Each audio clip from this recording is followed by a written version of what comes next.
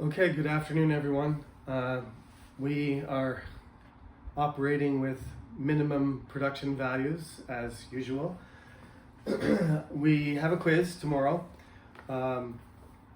Somebody has already emailed me what's the scope of the exam. It's a very popular question.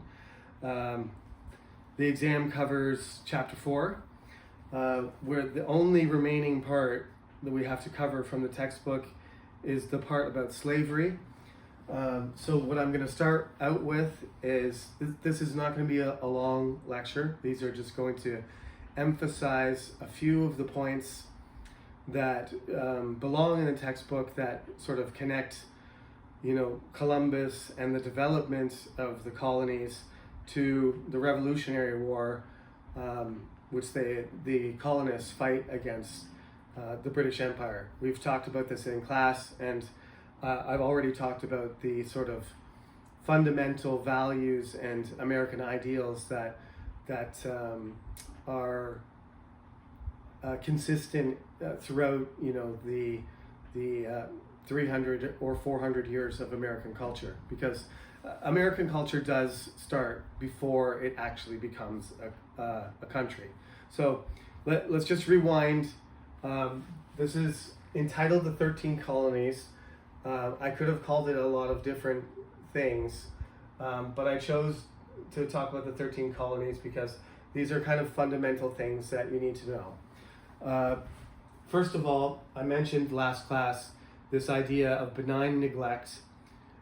Partially this is because the British Crown, the English Crown, and then later the British Crown, doesn't really have the resources or the money to manage the colonies. So they, benign means nice or friendly or generous.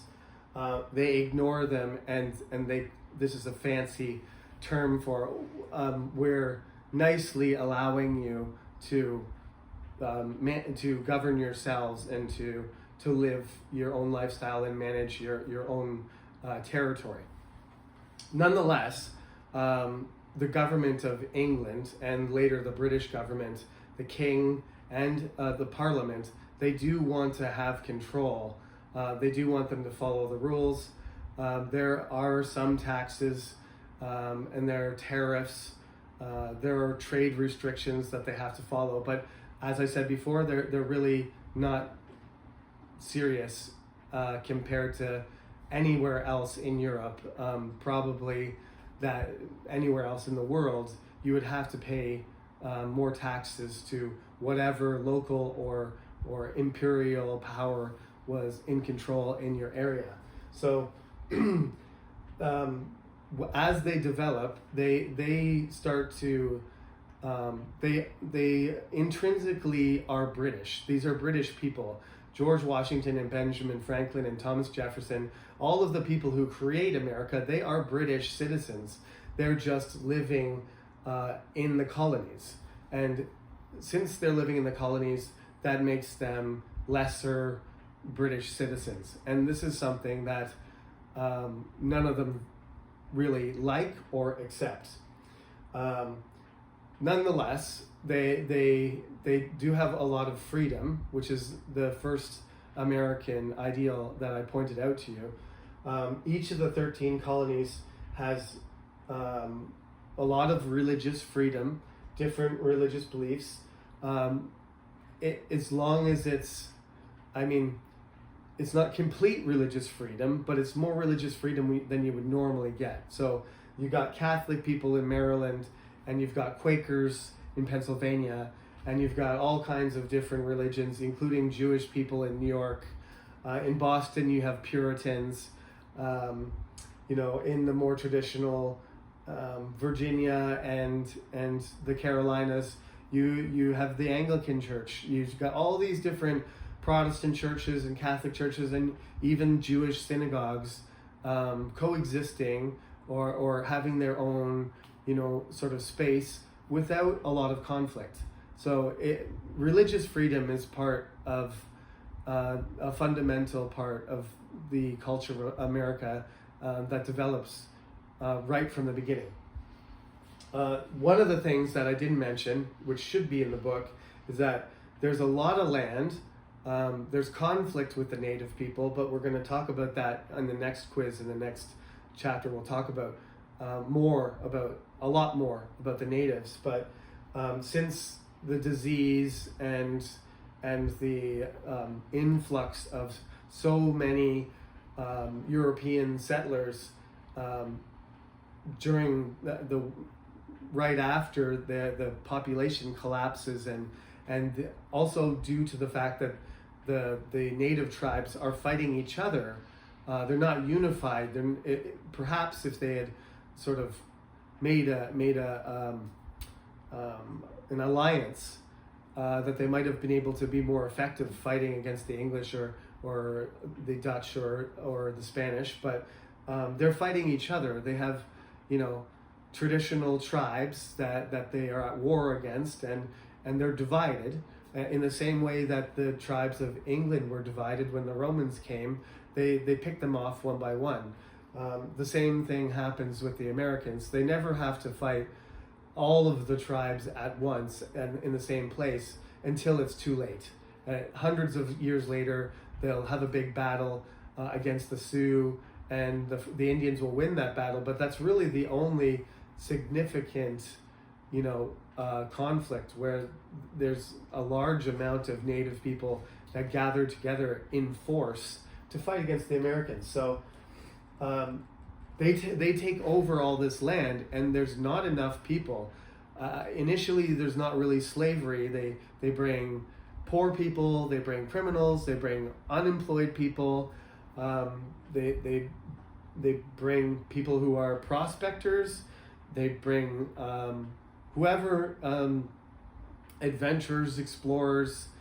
They bring a lot of the wrong people. They bring goldsmiths, they bring rich people who don't know how to work. So there's a lot of people that die, and the colony really struggles at the beginning. But really, they have a chronic lack of people to do the work that in the colonies that needs to be done. When Virginia and Jamestown are that's the first colony, and the first permanent settlement is called Jamestown after King James, and Virginia after Queen Elizabeth. Once they settle there, they're expecting to find gold and silver like the Spanish did in Mexico and South America, but they don't. So they have a lot of people who are looking for profit, just like Christopher Columbus, and they find nothing. The thing that saves them is they find this very good quality tobacco. I guess it comes from the south, from Mexico or South America, this strain of tobacco that grows very well in the Virginia climate, and smoking cigars becomes trendy and becomes popular in Europe, and all of a sudden the price of tobacco is the demand, and the price of tobacco is rapidly increasing, and people are coming over, bringing indentured servants or bonded servants or poor people to work on their land, and they're selling tobacco at good prices, and this starts to make Virginia wealthy. So this causes more and more people to come, which is it's a tragedy for all the native people in the area, because once there is some profit to be made, the rich people and the poor people in England try to make their fortune by moving to Virginia and trying to start their own tobacco farm and to own their own property. I said at the beginning of class, last time we talked about how the French and the British fought everywhere, all over the world, and in the end, the French lost that 7 years war, and they had a choice to give up Saint-Domingue, their territory in the Caribbean, or New France. And at the time, it really was it was the Caribbean islands that were making them money from sugar. That there was other products, indigo and coffee, that were being produced, but primarily sugar was a very expensive commodity, and Quebec wasn't. In some ways, Quebec was costing the French government money, but their islands in the Caribbean were gold mines. They called it white gold because the sugar that was transported to Europe was expensive, and it was in high demand, and it was really making a lot of people in France rich. So it wasn't a hard choice for them to make. They had no idea that in the future Quebec was going to be a gigantic territory with a lot of natural resources that would become valuable. They just made the decision at the time that, the islands are 10 times more popular, more profitable, so we're going to stick with them. Both those countries, both those empires, spent all the money they had trying to defeat each other. France was almost out of money, basically bankrupt, and so was the British Empire. So since some of the fighting was fought in North America, France didn't have to support their colonies anymore, but the British had to leave soldiers in New France to make sure the French behaved, and they had to leave soldiers in the colonies as well, to protect them against the natives and to protect them against the Spanish who are still south of them. So there's a lot of costs that are continuing just to drain the money, the finances of the British Empire. So they decide, like I said, to impose these taxes, and it goes from people grumbling to complaining to protesting to shooting people's windows out to the Boston Tea Party, right? I mentioned what they did is basically there was a government bailout for the British East Indian Tea Company that was not profitable. So what the British government said is, we're going to take all the tea and we're going to reduce the price, and we're going to sell it all to the British colonists. And it was cheaper than any other tea, but this sort of destroyed the market for tea in New England, and they were tea drinkers. And you may know now that most Americans don't drink tea anymore. I as far as I know, this is partly because of this incident. So they tried to deliver the tea to Boston, and the Boston merchants, the Boston tea merchants and the Boston citizens refused to let them unload the cargo. And the British government insisted that they allow it and allow it to be sold and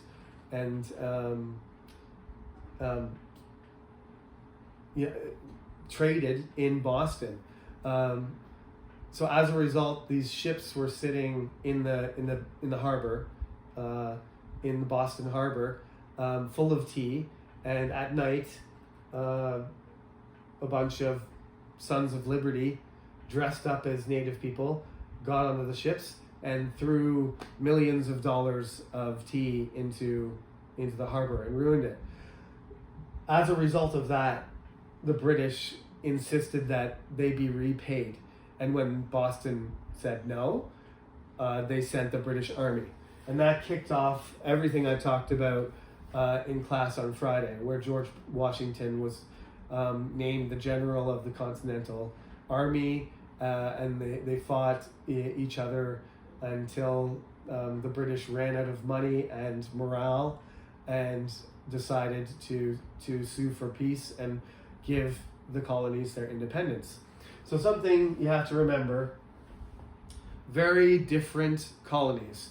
The British didn't expect them to be able to unify and fight together against them. The same way that the native tribes were unable to work together to fight against the European settlers, the British also assumed that these Catholics in Maryland and these New Yorkers who were half Dutch and speaking different languages, and these Quakers in Pennsylvania who were pacifists, and these North Carolinian and Virginian Anglicans, and these Jewish, none of these people have anything in common, and we're not going to have to fight all of them at once. But they were mistaken. The common enemy was the British Empire, and they were incensed enough to demand that they get representation as real British citizens or independence. And I mean, the rest is history. They fought for 7 years, and in the end, the British had to give up because their army was exhausted and overextended, and they were out of money.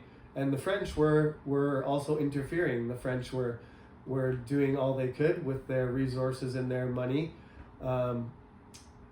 in order to assist the Americans in their effort. Without the French, likely, there would not have been an American Revolution. It would have stopped at the revolt stage, just like the peasants revolted. At the end of the chapter, please read the last part of chapter 4, where it talks about slavery. It is a crime against humanity. It's a certain type of slavery. There's been slavery for hundreds of years, thousands of years. People have had slaves and enslaved people, but there's different kinds of slavery, and this is a racially based chattel slavery, where the people who were enslaved were visibly different culturally. They came from a different climate. They came from a different part of the world, and they were forcibly relocated, and their language was eradicated, and their family bonds were destroyed, and they were abused in order to build infrastructure and to harvest resources, which really built the foundation of the greatest economy that the world has ever seen. We shouldn't forget that those millions of people that did work on fences and farms and buildings and railroads and factories and stuff for several hundred years were West Africans who were forced to do labor on the behalf of their masters. So they have to be transported across. As I said before, there's not enough people. Part of the reason is disease is killing a lot of people. There isn't a labor pool. There's an excess of labor in England, but the way paying English people to work is not economical. In the beginning, it's not economical to have a slave because a slave is too expensive.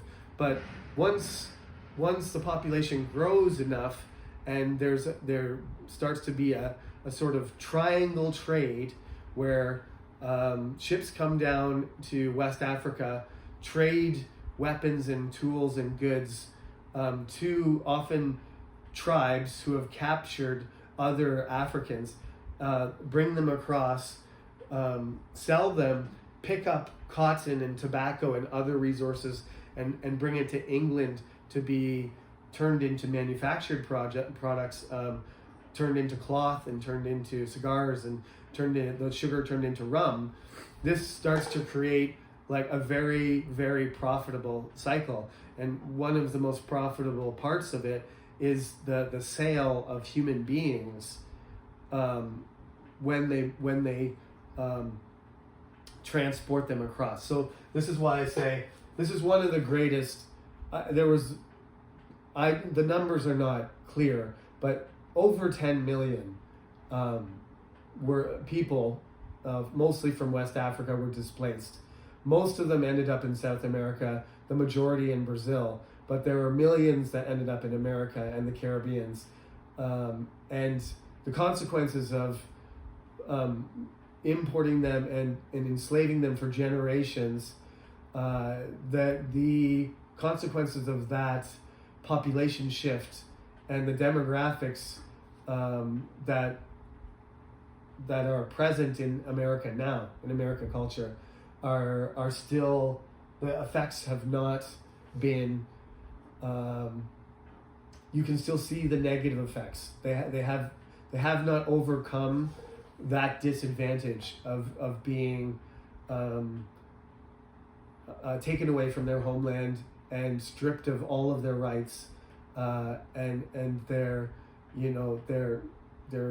great grandchildren are still at a disadvantage compared to other groups of people, especially women who are of African descent have a demographic disadvantage in terms of education and job prospects and so on. We'll talk about the consequences of that later when we get to the civil rights movement, and why Martin Luther, 100 years after the slaves are freed, is still talking about African people suffering. Abraham Lincoln freeing the slaves was only just the very beginning of the process of trying to make a fair society. Okay? So all these things on the board are important. The mother of all contradictions. Next Friday, you have to hand in your American contradiction assignment. You're not allowed to do the constitutional one. You're not allowed to do slavery, because we've talked about this too much. But that is the biggest contradiction, is when you make a constitution that says all people are created equal, and you have half of your states are primarily composed of slaves, you've got a contradiction that cannot last.